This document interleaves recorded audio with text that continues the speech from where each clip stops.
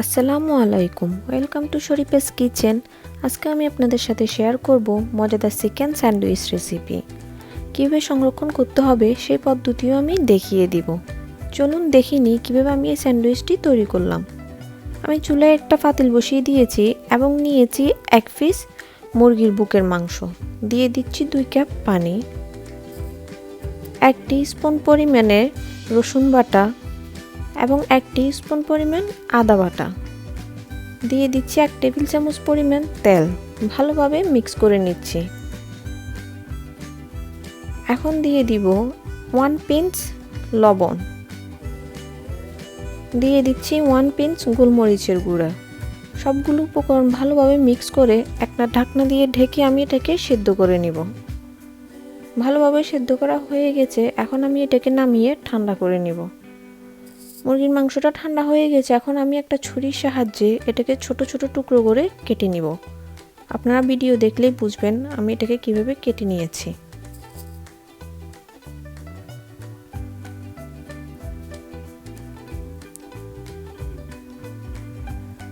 সবগুলো মাংস কাটা হয়ে গেছে, এখন আমি একটা বলে উঠিয়ে নিব।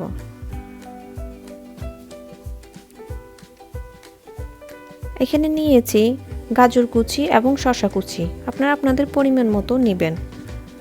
আর গাজর আর শসা মাংসে দেওয়ার আগে হাত দিয়ে চেপে ভালোভাবে পানিগুলো বের করে নেবেন, তাহলে সংরক্ষণ করলে এই স্যান্ডউইচটা নষ্ট হবে না বা পানি ছেড়ে দিবে না।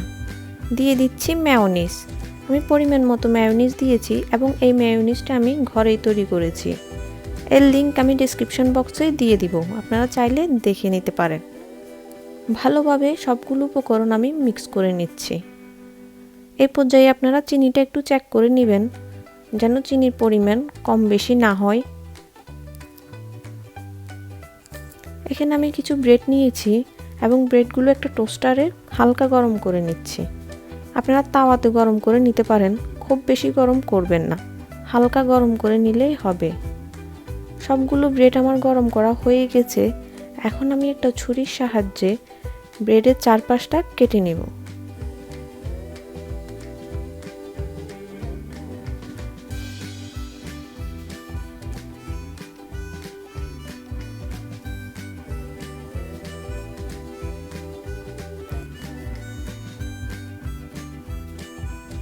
আমি একই রকমভাবে সবগুলো ব্রেডের চারপাশটা ভালোভাবে কেটে নিব।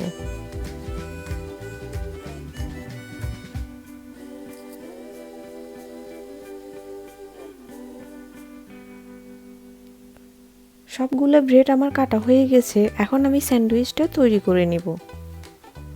আমি একটা ব্রেড নিয়েছি এবং দিয়ে দিচ্ছি তৈরি করা পুরটা। আপনারা আপনাদের পছন্দ মতো পুর দিবেন, যারা বেশি পুর পছন্দ করেন তারা একটু বেশি দিবেন এবং যারা কম পছন্দ করেন তারা কম দিবেন। আমি আমার পছন্দ মতো দিয়ে দিচ্ছি।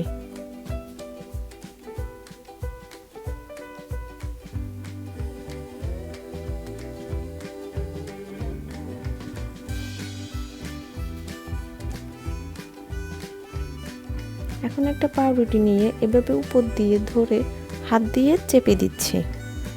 একটা ছুরির সাহায্যে আমি স্যান্ডউইচের শেপে কেটে নেব।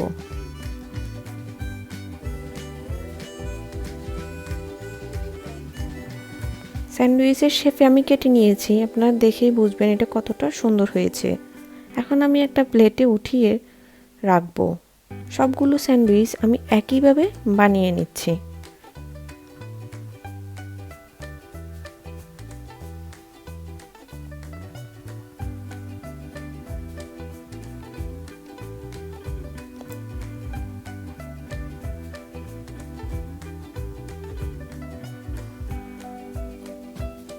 আমার সবগুলো স্যান্ডউইচ বানানো হয়ে গেছে, এখন আমি আপনাদেরকে সংরক্ষণ পদ্ধতিটা দেখিয়ে দিব কিভাবে আপনারা এটা সংরক্ষণ করবেন। এখন একটা র্যাপিং পেপারে আমি ভালোভাবে স্যান্ডউইচটা মুড়িয়ে নিচ্ছি, যেন কোনোভাবেই স্যান্ডউইচের গায়ে বাতাস না লাগতে পারে। এভাবে স্যান্ডউইচটা ভালোভাবে মুড়িয়ে নর্মাল ফ্রিজে আপনারা 7 দিন পর্যন্ত সংরক্ষণ করতে পারবেন। এই তো তৈরি হয়ে গেল আমার চিকেন স্যান্ডউইচ। আমার এই রেসিপিটা যদি আপনাদের ভালো লেগে থাকে তাহলে অবশ্যই আমার চ্যানেলটি সাবস্ক্রাইব করবেন আর কমেন্টের মাধ্যমে জানিয়ে দিবেন রেসিপিটি কেমন হলো। আল্লাহ হাফেজ।